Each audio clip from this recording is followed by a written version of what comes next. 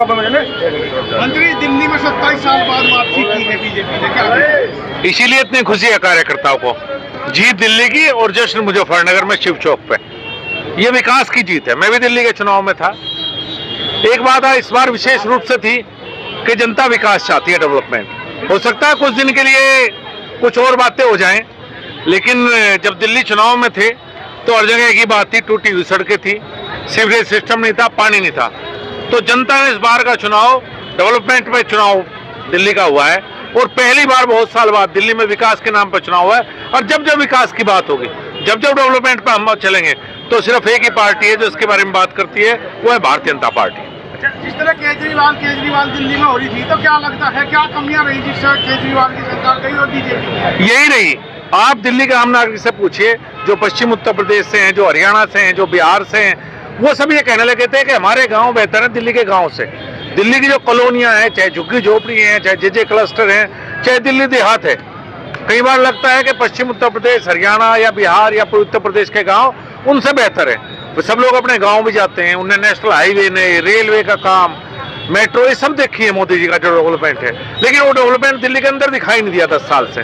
तो यही सबसे बड़ा कारण रहा है भारतीय जनता पार्टी की जीत का और आपकी हार का। दिल्ली में चल रही थी, 10 साल से फ्री की योजनाएं चल रही थी, बिजली फ्री, पानी फ्री, बहुत सारी चीजें थी। तो अब नई सरकार है, तो क्या लगता है कोई चुनौती होगी इसको लेकर? देखिए, बहुत सी योजनाएं ऐसी हैं जो अच्छी हैं, भारतीय जनता पार्टी ने कायम इनको जारी रखेंगे। लेकिन दिल्ली की जनता ने एक बात दिखाया है कि योजनाओं के साथ साथ काम भी चाहिए। योजना बनाना सबसे आसान है, कोई भी सब्सिडी योजना बनाओ, फाइल पे लिख दो, सब्सिडी होगी। डेवलपमेंट का काम मुश्किल है, मेहनत का है।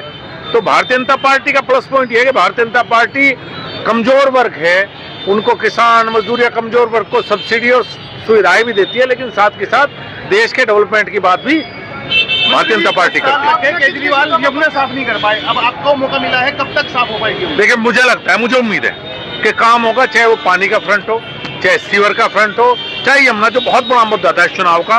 गंगा जी पहले से बहुत बेहतर है, और इस बार यमुना जी पर विशेष फोकस भारतीय जनता पार्टी सरकार करे। केजरीवाल का आरोप है कि हरियाणा ने जहर मिला दिया यमुना में, तो उसको लेकर अब क्या कहूँ बेचारे को, इसी दुर्गति उसकी, इसीलिए तो ये ऐसी बात कहना।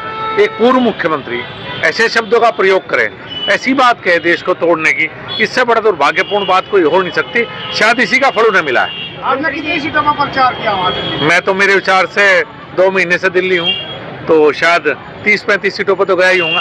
सीएम पद में कितने लोग? भाई अभी हिसाब नहीं लगाया, भारतीय जनता पार्टी जीती है, हम नहीं जीतते, पूरी भाजपा जीती है, कार्यकर्ताओं ने जिताई है। सीएम पद की दौड़ में कितने कैंडिडेट हैं सामने?